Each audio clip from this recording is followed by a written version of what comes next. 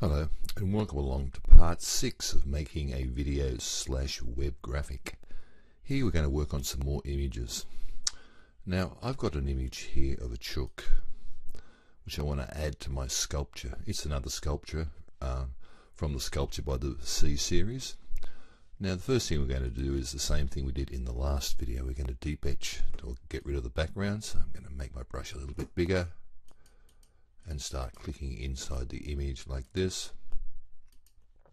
Again, made a bit of a mistake there, so hold the Option key down, start clicking in here, selecting the main areas like this. Now it's getting a bit tight up around here, so I'll select that and I'll select here like this, and it's time to change the size of my brush, so Command Option drag to the left like that. And I might zoom in, Apple plus to zoom in, hold the space bar down to move around a bit, and away we go. We'll select the rest of that later. Option key down here, click in here, that's looking good. In the beak, I think it's time to drop the size of the brush again, so Option and Control here on the Mac. And I'm going to go in here and have a look. Go in there, select that, hold the Option key down and select around here. It's starting to look good, so I'll come in here. Very nice indeed. And I'll select up here. That's looking good. Looking good. Let's go around here. Now this part here we're going to have a tiny brush, so go down here and select this like that, and even tiny if we Apple plus zoom in there like that, even a tinier brush, and hold the Option key down and come in here and select this part. Same in here, holding the Option key down. Let's have a look at that. There's a little bit here as well. Come and have a look. That's looking good. So Apple 0 will fit it in the screen for us. That's looking quite good. Now I really want to get rid of this part up here.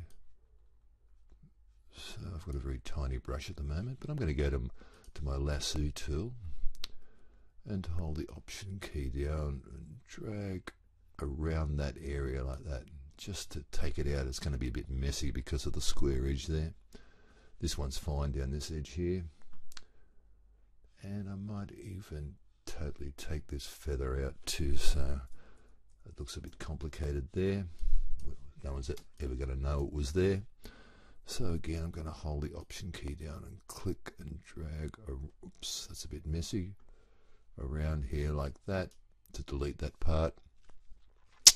Now I'm going to go to a normal brush, go to my quick mask mode, and I need white to get rid of this part here. So if I press X on my keyboard, that'll bring up the erase, and I'm just erasing this area here like that. That was a bit dodgy. It's a good idea to drag, let go, do a little bit and let go. Don't try and do too much at once, because if you make a mistake, you've lost all that effort you just put in. Now this is going to be a tiny graphic, so that's probably good enough. Command 0. Something there I missed. It looks like there's something in here. That's fine. It's looking good. It's looking good there. I might just zoom in here and have a look at the beak. The beak looks like it might have some issues. Yeah, so I'll just make for a tiny brush, and this time I'll make black my foreground color by clicking X, and I'll just go in there and paint that. Now with selections you can be as fussy as you like. Now I'm going to press X again to make white my foreground color. Now I'm not being totally fussy here, but that's pretty good. So Apple minus to zoom out. Okay, let's get off our quick mask mode. Let's go to our refine edge by clicking back on the quick select tool. That's looking pretty good, but let's just smooth that a bit, just smooth it up to about, which will make your selection that little bit smoother. Very nice. And we'll just shift the edge a little bit by a minus amount, which will contract your selection. Okay, I'm happy with that. So I'm going to Apple C to copy that. I'm going to go back to my original file, and I'm going to Apple V to paste it on top, and it's huge. So Apple minus and Apple T to get up the transform tool, and I'm going to drag it down so it's quite small. Then I'm going to rotate it just by like this till it's about like that, and zoom back in again and move it to where I want it. Somewhere there is good. So I might just zoom in and have a closer look at that. Still a little bit too big, so I'll grab the corner and drag it in like that. I'll grab the move tool and move it to about there, and it looks like it's part of the sculpture. We love that. Okay, so I'm going to press return. I'm happy with that. I'm going to select that layer using the move tool, hold the option key down, click and drag. So I want two of those. I want a bit of symmetry on the other side, so I'll click and drag with the shift key so it stays in the same spot, and I'll be on that layer, so I'll edit, transform, flip horizontal. So now I've got a chook looking the other way. I've got a pair of chooks looking very good indeed. Now I've also done the same thing to another sculpture, another fantastic sculpture. If you have a look at that, I've used the quick select tool to make a deep etch selection. I'm going to hold the command key down and click on the icon here to select it, Apple C to copy it. I'm going to go back to my original file and Apple V to paste it, and again it's a bit big, so command minus to zoom out, Apple T to get up the free transform. Let's scale it so we can see it, and we might Apple 0. We'll just grab that and place, get onto the move tool to do that. Oh, so we should apply our transfer. No, we won't do that yet. Hang on, we'll just cancel that. I think it's a little bit too big to still, so I'm going to hold the shift key down, click and drag. That's about right. About that size is good.